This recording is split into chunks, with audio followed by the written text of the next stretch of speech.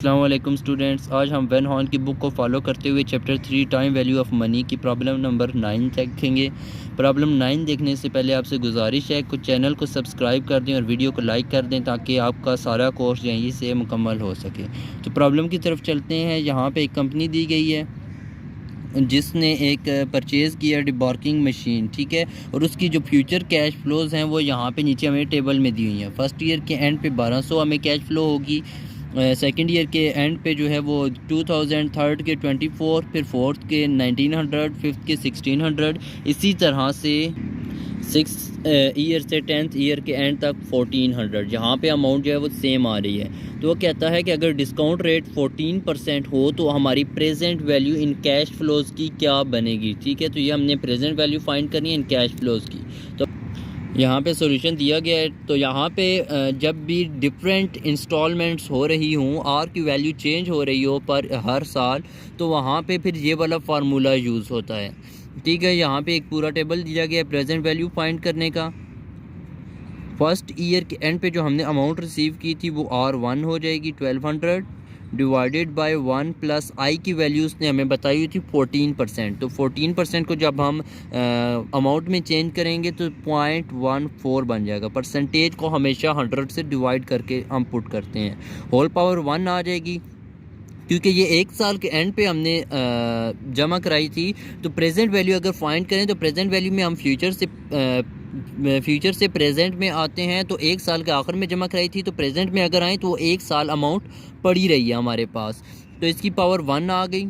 इसी तरह से R2 जो सेकंड ईयर के एंड पे हमने अमाउंट जमा मतलब रिसीव होगी, सॉरी यहाँ पे क्योंकि मशीन है तो हमें अमाउंट रिसीव होगी 1 प्लस आई की पावर वही सेम रहेगी, whole power 2।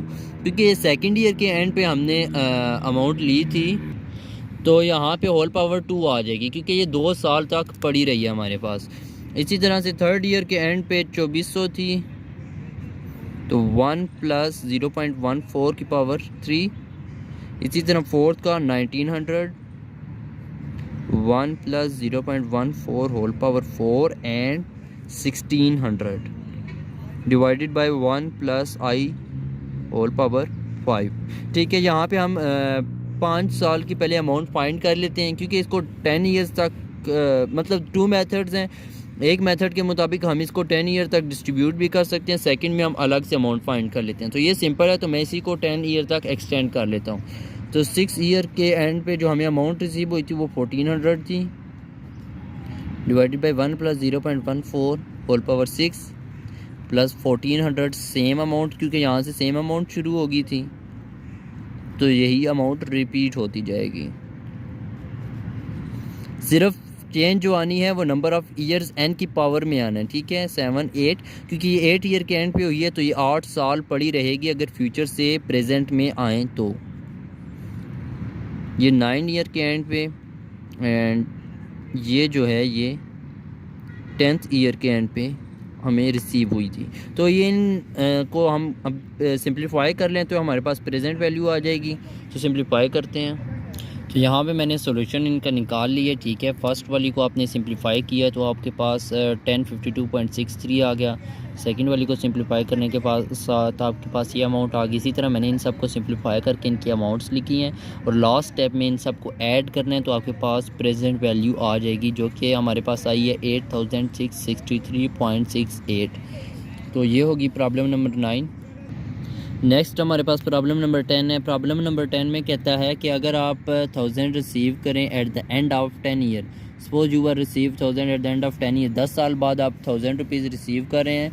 If your opportunity rate is 10%, मतलब इंटरेस्ट रेट जो हमें दिया होता है आई वो 10% है। What is present value of this amount if the interest is compounded annually, quarterly and continuously. यहाँ पे सिंगल अमाउंट वाला फार्मूला यूज़ होना है। सिंगल अमाउंट वाला फार्मूला सिंपल है, तो एनुअली और क्वार्टरली मुझे उम्मीद है आप कर लेंगे। मैं आपको कंटिन्यूसली का समझा देता हूँ कि कंटिन्यूसली में आप कैसे। तो जब भी कंपाउंडिंग कंटिन्यूसली हो तो वहाँ पे हमेशा ये वाला फार्मूला यूज़ होता है कि present value is equal to future value divided by e की पावर आई एन। ई जो है यहाँ पे कांस्टेंट है, अक्सर आप कैलकुलेटर देखें तो वहाँ पे भी छोटा सा ई लिखा होता है, इसकी अमाउंट फिक्स होती है, ठीक है।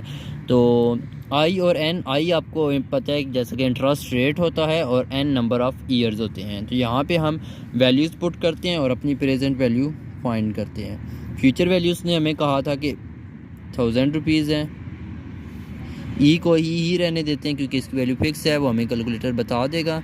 इंटरेस्ट रेट उसने 10% बोला था तो 0.1 और नंबर ऑफ़ ईयर्स उसने 10 बोले थे। तो इसको हम सिंप्लीफाई करते हैं।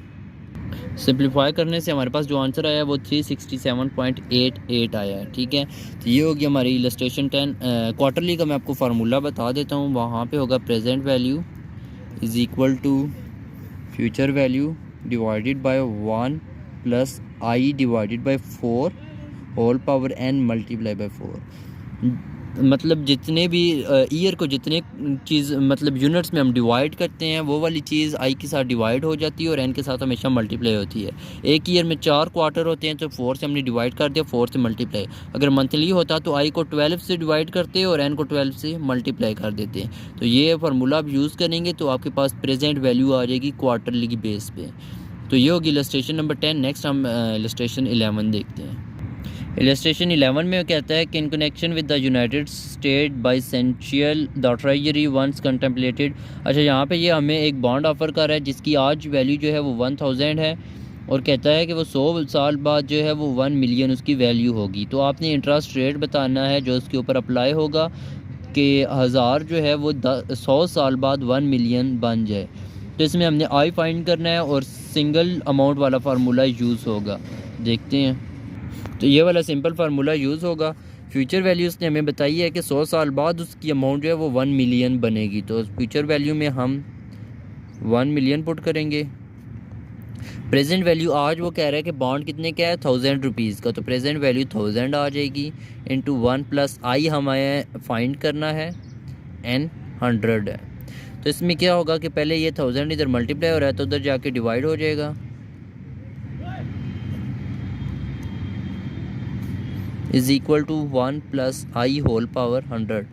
यहाँ पे 1000 बच गया is equal to 1 plus I whole power 100।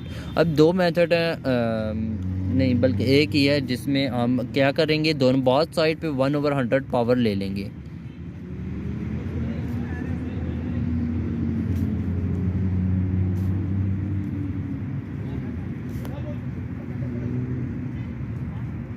अब दोनों तरफ 1/100 कैसे पावर लेनी है, क्योंकि कैलकुलेटर में तो ये ऑप्शन होता नहीं है। तो आप सबसे पहले 1/100 फाइंड कर लें, 1 डिवाइडेड बाय 100। तो ये आपके पास 1/100 की वैल्यू आ जाएगी। अब इसको आप वैल्यू में यूज़ कर लें। जैसे कि 1000 की मैंने 1/100 वैल्यू फाइंड करनी थी, तो 1000 पावर आंसर, तो ये इसकी वैल्यू आ गई 1000 की 1/100 पावर। तो ये हमारे पास आई है 1.0715। पहले इसको ऐसे ही लिख लेते हैं, 1 प्लस आई और पावर 100 था तो साथ में 1/100 लेनी है, क्योंकि मैथ में कोई चीज़ हम खुद से नहीं डाल सकते, ये आपस में कैंसिल हो जाएंगे। तो इसकी पावर 1 बच गई है। अब इसकी अमाउंट हमने फाइंड किया और वो हमारे पास आई है 1.0715 इज़ इक्वल टू 1 प्लस आई। ठीक है, अब हमने फाइंड करना है आई। तो आई फाइंड करने के लिए 1 जहाँ पे प्लस हो रहा है उधर जाके माइनस हो जाएगा।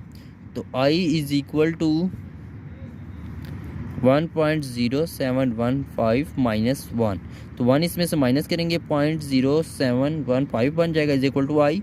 अब इसको परसेंटेज में अगर कन्वर्ट करें तो परसेंटेज में कन्वर्ट करने के लिए हम 100 के साथ मल्टीप्लाई करते हैं, तो ये 7.15% बन जाएगा आई।